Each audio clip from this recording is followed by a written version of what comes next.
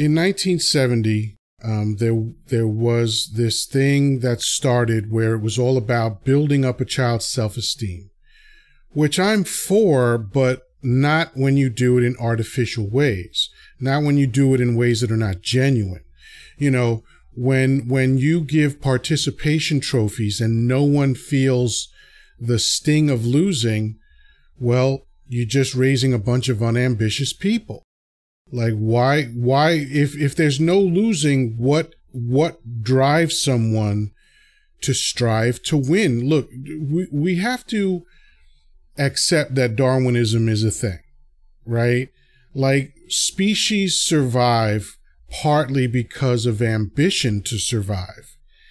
And so it seems to me that ambition is a very important thing. So if you identify a weak link in your society, what do? You pretend that they're not a weak link?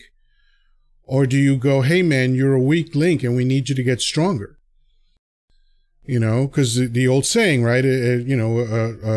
A chain is only as strong as its weakest link, right? And we kind of get the metaphor there. So if we apply that to the human race, it makes no sense to give participation trophies because you're not incentivizing people to work hard to be better.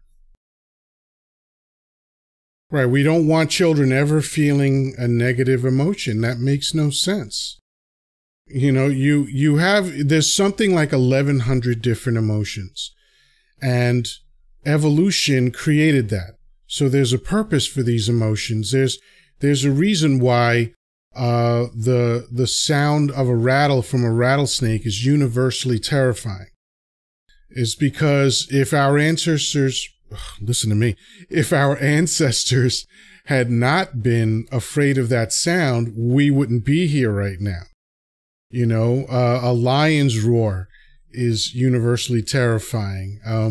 So there's a function to these things, and I think humanity always goes wrong when they try to eliminate a vital function. You can't do it. We have to have these reactions so that we go, all right, I'm going to work harder next time to be better.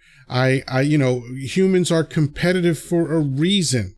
You know, men compete with men, women compete with women, and it's all about constantly strengthening the bloodline, right? So that successive generations can be better. To wrap up the idea of shame, I think it is what the psychologists say. It's a tool that society can use, and even an individual can use. I believe that there is a usefulness for shame. Not so much guilt for me, but I mean, you know, think about this: the public square, where I didn't verify this, but one theory of where the word came from was it is an acronym for the sentence "for unlawful carnal knowledge," and they used to write, you know, FUC, you know, in the town square where they put people in the lock and stock, you know, their head through the hole and their hands through the hole, you know, and they would be out there and the sign would say "for unlawful carnal knowledge," but that was a way to use shame. Like, I mean, it's about a bullshit thing, you know, two consenting adults having sex. That really isn't a problem. But if you know, during the days where it was all about, you know, Elizabethan prudishness and all that stuff, you know, that was a big deal. It's still too big a deal now, in my opinion. Like, you know, why do we got to trot people in front of a microphone for them to apologize for fucking somebody?